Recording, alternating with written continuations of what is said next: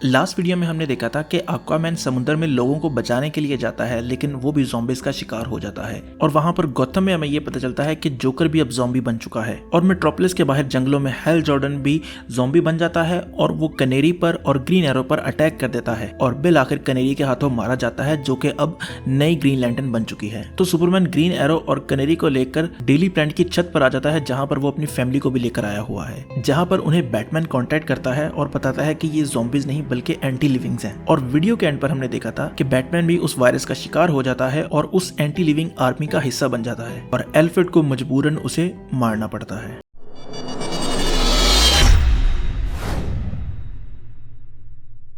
आज की वीडियो का आगाज वहीं से होता है जहां पर हमने पिछली वीडियो को छोड़ा था, यानी जहां पर एल्फ्रेड ने बैटमैन को मारा था। और अब वो उन तीनों यानी कि टिम ड्रेक, बैटमैन और नाइटविंग की लाशों को सामने रखकर उस बैग को अपने हाथ में पकड़े हुए है जो बैटमैन ने दिया था उसको डेमियन को देने के लिए। तो एल्फ्रेड वहां से जाने से पहले उन लोगों से माफी मांगते हुए कहता है, मुझे माफ करना, मैं तुम लोगों को बचा नहीं सका। और ये कहकर वो मुड़ता है और बैटविंग की तरफ बढ़ता है। और बैटविंग में बैठकर वो गॉथम से डेली प्लांट की तरफ जा रहा है और रास्ते में उसे जो भी ज़ॉम्बी नजर आता है उसके ऊपर बॉम्ब गिराता हुआ जा रहा है वो। और उन्हीं बॉम्ब में से एक बॉम्ब आकर उस जगह पर गिरता है जहां पर हार्ली जोकर से भाग रही है। तो हार्ली भागते हुए सामने देखती है कि एक शख्स के हाथ में बंदूक है जिसको ज़ॉम्बीज पकड़ रहे हैं और उसके हाथ से वो बंदूक गिर जाती है। तो हार्ली वो शॉटगन उठा लेती है और अपनी तरफ आते हुए जोकर को कहती है कि पॉइजन आइवी सही कहती थी, तुम हो ही इसी के लायक। और ये कहकर वो उसके पेट में एक गोली चलाती है और जोकर का काम वो वहीं पर तमाम कर देती है। जोकर को मारने के बाद पहले तो वो हैरान होती है और कहती है ये मैंने क्या कर दिया। फिर वो एकदम से खुश होती है कि शुक्र है मुझे जोकर से आज़ादी मिली। वो जोकर को मार के अभी जा ही रही थी कि उसके सामने आकर कोई गिरता है और वो लोग कोई और नहीं बल्कि बर्ड्स ऑफ प्रे के मेंबर हैं, जिनमें हंट्रेस, बैटगर्ल, बैटवुमन और कैटवुमन शामिल हैं। और हार्ली उनको अपनी तरफ आता हुआ देखकर अपनी गन रेडी कर लेती है। दूसरी तरफ मेट्रोपोलिस में डेली प्लांट की छत पर डेमियन दुखी बैठा है। तो उसके पास जॉन आता है और कहता है क्या मैं तुम्हारे पास बैठ जाऊं? तो डेमियन कहता है हाँ आकर बैठ जाओ, लेकिन मुझे कुछ बात नहीं करनी। तो जॉन बैठते हुए कहता है हाँ मैं समझ सकता हूँ। और वहां पर बाकी सब उन दोनों को बातें करता हुआ देख रहे हैं। तो ओलिवर सुपरमैन से पूछता है ये तो भी बच्चा है, क्या ये अपने आप को संभाल लेगा? तो सुपरमैन कहता है वो सिर्फ बच्चा नहीं, वो बैटमैन का बच्चा है और वो अपने आप को संभालना जानता है, तुम उसकी फिक्र ना करो। इसके बाद सुपरमैन लोइस से कहता है कि लोइस मैं स्मॉलविल से होकर आया, लेकिन जाने से पहले मैं इस बिल्डिंग को एक दफा सिक्योर कर जाऊं। और वो पूरी बिल्डिंग का दोबारा जायजा लेने लग जाता है अपने एक्सरे विजन के साथ। तो कनेरी उससे पूछती है कि तुम क्या कर रहे हो? तो वो कहता है कि मैं स्कैन कर रहा हूँ कि कौन कौन इन्फेक्टेड है ताकि मैं उन लोगों को इस बिल्डिंग से बाहर लेके जा सकूं। तो वो पूछती है मेरी मदद चाहिए? तो वो कहता है नहीं, तुम यहाँ पर रुको। तो इसके बाद वो उड़ता है और बिल्डिंग के अंदर जाता है और जो बंदा इन्फेक्टेड होता है उसे लेकर बाहर पहुंच जाता है। और उन सब इन्फेक्टेड में से एक बंदा वो भी होता है जो कि उनका एडिटर चीफ यानी कि पेरी वाइट है। इसके बाद सुपरमैन डेली प्लांट की बिल्डिंग पर लगा हुआ ग्लोब को उठाता है और उस बिल्डिंग के दरवाजे के सामने आकर रख देता है ताकि कोई भी इस बिल्डिंग में ना घुस पाए। ये सब कुछ करने के बाद वो दोबारा छत पर आता है और आकर लोइस से पूछता है मेरे साथ चलोगी? वो कहती है नहीं, तुम्हें पता है मेरी यहाँ पर जरूरत है। तो सुपरमैन स्मॉलविल की तरफ जाने से पहले अपनी फैमिली को एक दफा हग करता है और जाते हुए वो ओलिवर और डायना को ये कह के जाता है कि मेरी फैमिली को प्रोटेक्ट करना। और वहां पर एटलांटिस में मेरा गार्ड की ट्रेनिंग कर रही है और उसे कुछ जादू की तरकीबें सिखा रही है। लेकिन तभी वहां पर पानी में अंधेरा छाने लग जाता है।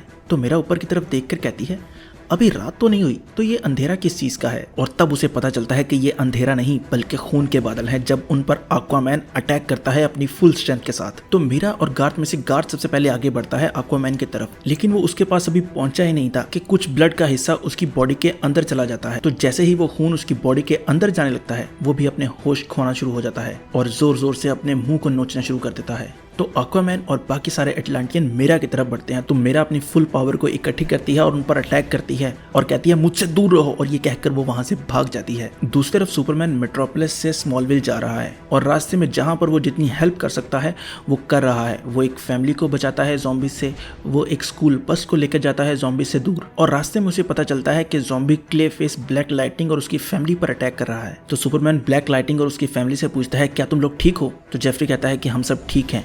तो सुपरमैन उन्हें कहता है कि तुम लोग फिक्र ना करो, तुम लोग जाओ, मैं इसको संभालता हूँ। तो ब्लैक लाइटिंग उससे पूछते हैं हम कहाँ पर जाएं? तो सुपरमैन उसे कहता है कि तुम लोग डेली प्लांट की छत पर चले जाओ, मेरी फैमिली भी वहीं पर है और बाकी सभी वहाँ पर हैं, मैं भी बस अपने घर से होकर वापस आया। तो वो क्ले फेस का मुकाबला करने के बाद स्मॉलविल में पहुंचता है और वहाँ पर उसकी माँ सामने खड़ी थी, जिससे वो जाकर पूछता है मॉम डैड कहाँ पर हैं? तो वो उसे बताती हैं कि मैंने उसे नीचे तय खाने में बंद किया है। तो सुपरमैन उस सामने वाले बार्न के अंदर दाखिल होता है और तय खाने का दरवाजा खोलता है। जैसे ही वो दरवाजा खोलता है तो सामने से जोनाथन केंट जो कि उसके फादर हैं वो उस पर अटैक कर देते हैं, जो कि सुपरमैन के लिए एक बहुत ही दुखी मंजर था। तो वो शख्स जिसने उसे बचाया और पाल पोस कर बड़ा किया और आज इस काबिल बनाया कि वो दुनिया को बचा रहा है, उसे क्लार्क मारना नहीं चाहता था। तो सुपरमैन जोनाथन के हाथ पकड़ता है और उसको दोबारा तय खाने में धकेल कर दरवाजा बंद करके ऊपर से सील कर देता है। इसके बाद जब वो बाहर आता है तो उसकी मॉम पूछती है, क्लार्क क्या हुआ?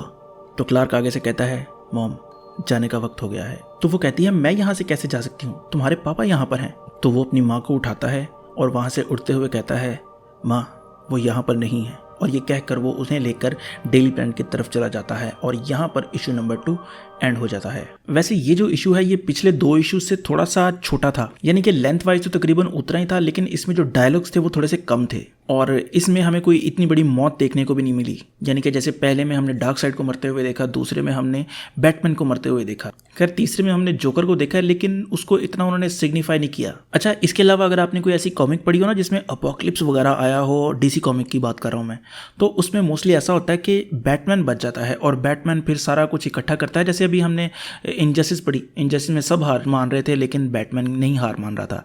इसी तरह जो हमने लास्ट मैन ऑन अर्थ देखी उसमें भी बैटमैन हार नहीं मारा था, बाकी सारे हार मान चुके थे। और एक ऐसी कॉमिक जिसके शुरू में ही उन्होंने बैटमैन को मार दिया, तो मेरा नहीं ख्याल कि दुनिया का बचना अब पॉसिबल है। यानी कि आप इससे अंदाजा लगा सकते हैं बैटमैन की सिग्निफिकेंस का। इवन कि आपको घर बैठे फील हो रहा होगा कि यार बैटमैन मर गया है, अब तो कहानी मुश्किल ही लग रही है। इस तरह वो होता है ना क्रिकेट में, जैसे पाकिस्तानी टीम है उसमें बाबर आजम आउट हो जाए, ओए होए, इंडियन टीम में विराट कोहली आउट हो जाए, ओल्ले ये तो गया। यानी कि मेन प्लेयर अगर आउट हो जाए ना तो कहानी ख़राब होना शुरू हो जाती है। खैर, आप लोगों के क्या थॉट्स हैं इस इशू के बारे में वो मुझे कमेंट करके लाजमी बताएं। और अगर आपको ये वीडियो पसंद आई है तो लाइक करें, कमेंट करें और सब्सक्राइब ज़रूर करें। तो खुश रहें, खुश रखें, अल्लाह हाफिज़।